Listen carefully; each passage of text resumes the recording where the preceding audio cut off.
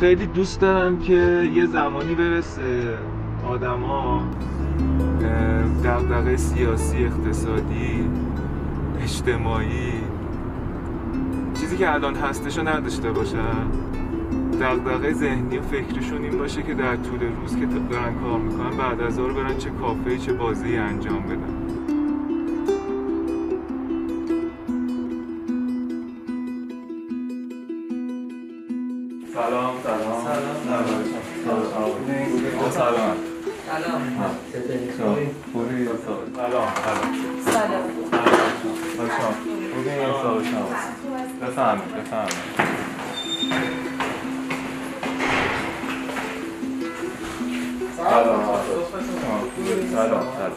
سلام.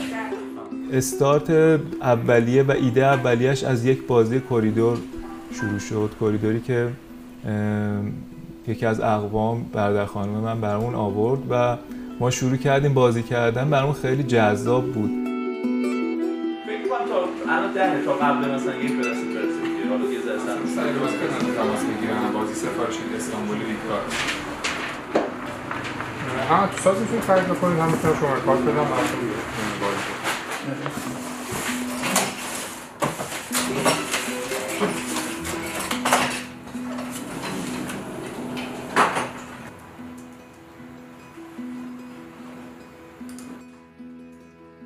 آقای فوتووت گفتش که خب یه هم چیزای خوبه بیاریم تو ایران، چرا نیاریم؟ جای اینا خالیه و در واقع جرقه اولیه تأسیس شرکت از اونجا خورد.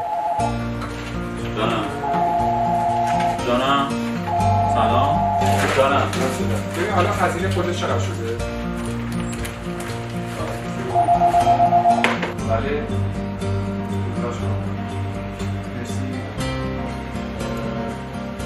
اولش خیلی بزرگ فکر نمی‌کردیم. فکر می‌کردیم خب بیاریم در کنار کارهای دیگه این هم یه فعالیتی که میتونیم اضافه بکنیم به کارهایی که داریم انجام میدیم. واردات شروع شدش اول با حجم خیلی کم و یادم سخت بود برامون انتخاب بکنیم چه بازیایی. نمیدونستیم که اساساً اینا فروش میره نمیره.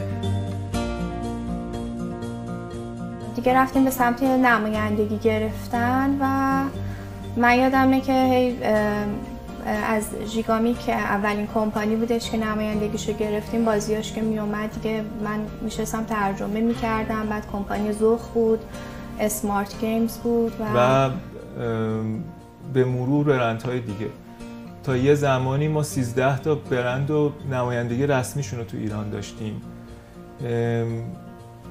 و وارداتشون رو انجام دادیم. ستاره هست نارنجی و آبی. اگه پر بود باید ستاره آبی رو برداری، اگه نپر بود باید ستاره نارنجی رو برداری. اگه اشتباه برداری منفی می‌خوری. متوجه شدم. چه باحال. پیش فروششو پس ما استارتشو میزنیم ان شاءالله تو هم بازی پلنت هم رومیز با هم دیگه ببریم جلو و ان شاءالله اتفاقای خوب بیفته. ان شاءالله. آره. خودم میرفتم فروشگاه‌ها ویزیت می‌کردم، پرزنت می‌کردم، توضیح میدادم. سخت بود کار چون نمیشناختن، اونام حق داشتن. یه ناشناخته‌ای بود که نمیدونستن اتفاق چی میفته براش، ولی خوشبختانه اتفاق خوب افتاد.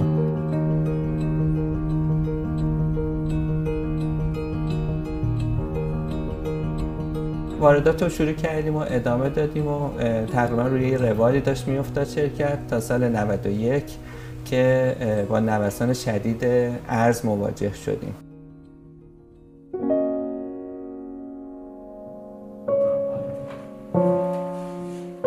یادم سال 91 بچه‌ها دور هم جمع کردیم. گفتم که بچه‌ها اوضاع اصلا خوب نیست. قیمت دلار و ارز و اینا وحشتناک تغییر می‌کرد، حالا مثل الان دیگه. واردات اوضاعش خوب نبود و مشکلات دیگه‌ای که باهاش درگیر بودیم اون موقع. بهشون گفتم که برین ایده بیارین، ایده‌های جدید. این کار ظاهراً جواب نمیده. بعد بریم دنبال ایده‌های جدید. خیلی شرایط ناجور شد برای وارد کننده ها و ما هم خب یکی از اصلی ترین وارد کننده های بازی های فکری بودیم، از اولین ها بودیم و چاره‌ای نمون جز در واقع وارد شدن به فیلد تولید.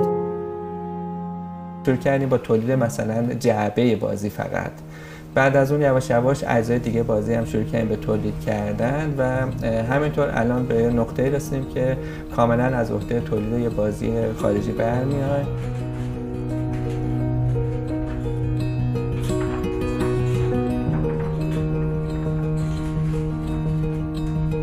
بارها بردیم بازیامون رو نمایشگاه بین‌المللی به کسانی که صاحب ایده‌اند، شرکت‌های مختلف خارجی و تایید کردن کیفیت ما رو و همین باعث شده که اعتماد بکنن و بازی‌های دیگر رو قبول بکنن برای گرفتن لایسنس از طرف ما و دادن لایسنس و حق کپی رایتشون.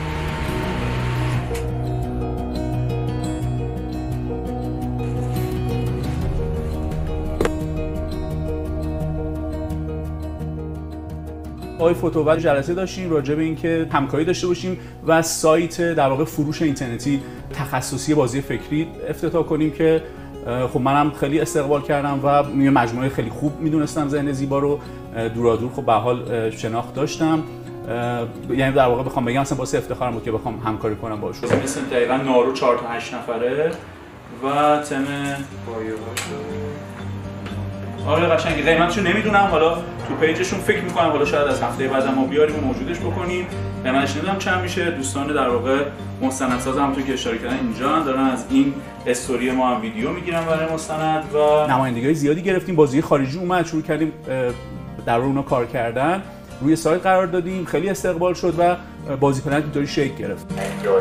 جانم یه سوال داشتم، قیمت الان بازی ریفلکس کاشی‌های مکانیزمی داره که از کیسه میاد تو کارگاه پخش میشه، اینجا میچرخه، هر کسی یه سری از اینا به دست میاره. به این فکر افتادیم که بیایم یه مقدار بازی‌های اورجینال ایرانی هم فعالیت بکنیم روش و خوشبختانه با آدمای آشنا شدیم که فکرهای خوبی داشتن، ایده‌های خوبی داشتن.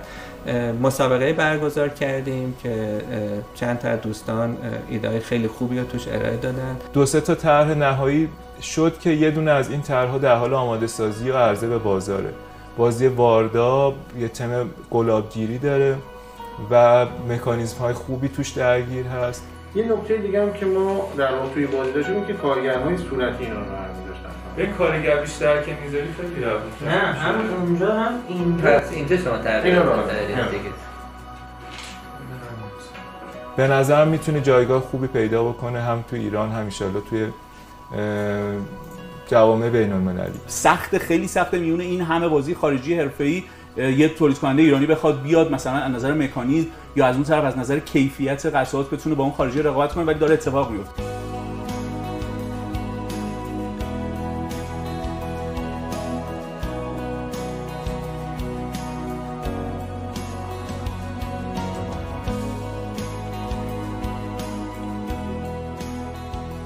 با هم دیگه سعی کردیم که این محیط دوستانه تو شرکت باشه. بچه‌ها دوستن، رفیقن، همه استادان من هستن و استاد صدا میکنن همدیگه رو. به نظرم جو خوبیه توی شرکت.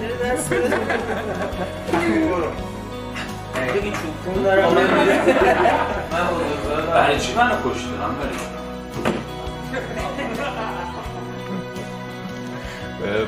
بعضی از موقعا به بچه‌ها میگن کارتتون رو بزنین، ساعتتون رو بزنین، بعد بشین چه خاصی بازی کنین. آره اینم چیزیه که شوخی البته اینطوری نیست. معمولا بازی کردن اونم اینطوری که پشتش هزار تا دغدغه دیگه هست. زنگ میخوره، پیک میاد، مشتری میاد، سفارشات در واقع بالا پایین میشه، بار میاد و بریم بار خالی کنیم. اینطوری نیست واقعا که بشینی همش پشت میز اتو کشیده فقط بازی کنی، خبرا نیست. چیزی که بیشتر مخاطبین ما میشناسن ما رو بهش تیم محتوای ماست که ویدیوها رو میسازن و توضیحات ویدیوها، اینستاگرام و چیزی که نمود بیرونی شرکت هستش.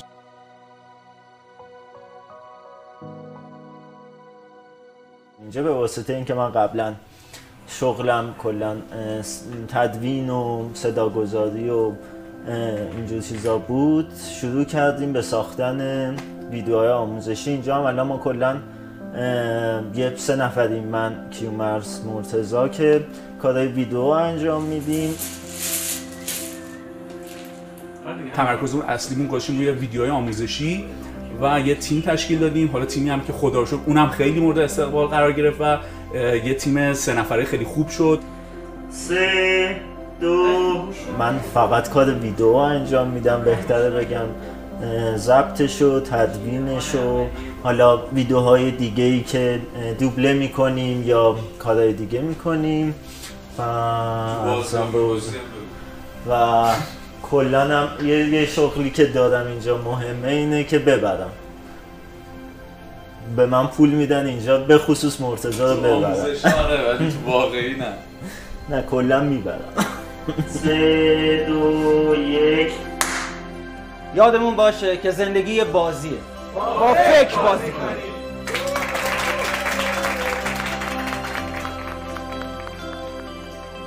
صبح با اون عشق بیدار میشم از خواب که شاید ما بتونیم با بازی هایی که تولید میکنیم، عرضه میکنیم، وارد میکنیم، بتونیم 1 ساعتی 2 ساعتی اونا رو از اون دغدغه های ذهنیشون فارغ بکنیم. خیلی آرزو دارم مردم حالشون خوب باشه که بازی کنن. هیچ وقت نشنویم که یک بازی رو حالا به دلیل اینکه خانواده‌ای در واقع توان خریدش رو نداره، در واقع عده‌ای ازش محروم بتونه محصولاتی ارائه بده که ما به عنوان ایرانی بتونیم بهش افتخار بکنیم، کننده خیلی بزرگ بشیم و در حد بزرگترین کمپانی‌های دنیا بشیم. 100 سالگیشو جشن بگیره و اون موقع دیگه به یه کمپانی خیلی حرفه‌ای‌تر، چیزی که الان هست در سطح بین‌المللی بشه.